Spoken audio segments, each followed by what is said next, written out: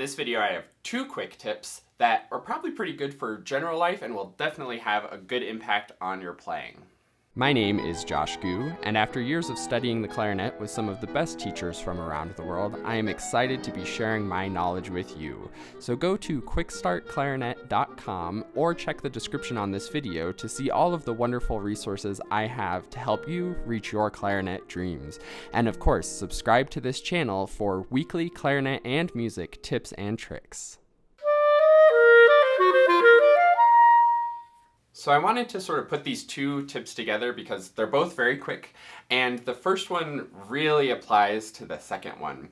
So something that I've been really noticing in my teaching lately is that a lot of times we know what to do or we know the right answer, but it's so much more about how we're actually applying it and how often we're actually applying it in our practicing and our playing in our lives in general. I think a lot of times when people take private music lessons or when they seek out a mentor or look for learning, whether it be in school or on the internet or whatever it may be, I think we often think that there's some like magic thing that if I just start doing this or that everything's going to be magically better. And though on clarinet you can use more air and probably get that effect, the issue is that we don't always do it. And I think you probably already know that more air is helpful for playing the clarinet, but how much do you actually apply that in your playing? How often are you thinking about more air and being more efficient and more effective there? And that's exactly the point of this tip, is especially in today's world where information is so easily accessible, I think when we're trying to do something, we generally have a pretty good idea of what we need to do and what the right way to do things is. But the question is, how well do you put that into action, and how often are you thinking about those things and actually doing the things that you need to be doing to be successful? So that's kind of my first idea, and that very much applies to the second idea, because I think this next quick tip is pretty obvious and pretty intuitive, but I think you might be surprised how little you actually put it into effect. So that second quick tip is to really make sure that you're always in control and that you have agency over what you're doing on the instrument in the music. And again, this actually probably also applies to general life too. Don't just be going through the motions and just doing whatever.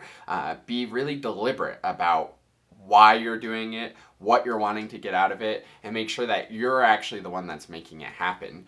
So I do this a lot in my own playing, especially when I'm doing warm-ups and long tones and things like that, where I'll play something and it goes well, but I kind of feel like I got lucky. This happens with crossing the break or big intervals a lot of times, where it's like, oh, that was actually a smooth transition. I'm kind of surprised. And that's a perfect example of not having agency or not being in control.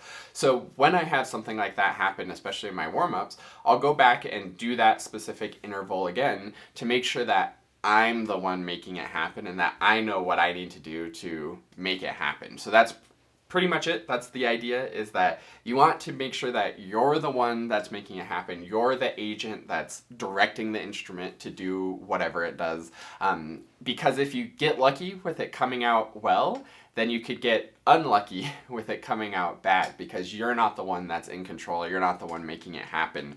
So as you're practicing, really make sure that you're stopping and assessing, first of all, did it go well to begin with? Second of all, were you the one who made it go well, or did you just get lucky? And if you didn't feel like you were in control and it was your input that made the note come out well, then do it again so that you can know what you need to do and what it feels like for you to make whatever it is that you're going for happen.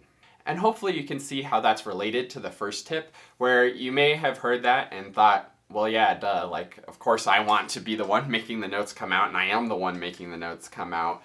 But I really challenge you to actually apply this to your practicing. Next time you're practicing and you play something, ask yourself, was I the reason why that went well, or did I just get lucky? Are you in control of what's coming out of the instrument? Are you in control of your playing, or is the instrument in control of it and you're just happening to get what you want out of it and getting lucky? So explore that. Try that out, and again, don't just take it for granted like, oh yeah, of course, but actually do it, and the more you implement it, the better player you're going to be. And I think that's so true for most everything in life, is that anybody just about can figure out what you should be doing, but it's the people that actually do it and actually implement it that get the success. So if you want to be successful, put this tip into action. Let me know in the comments if this worked for you, or if this was an interesting idea that you've never thought of before, and let me know that you actually did it and that it actually made a difference for you.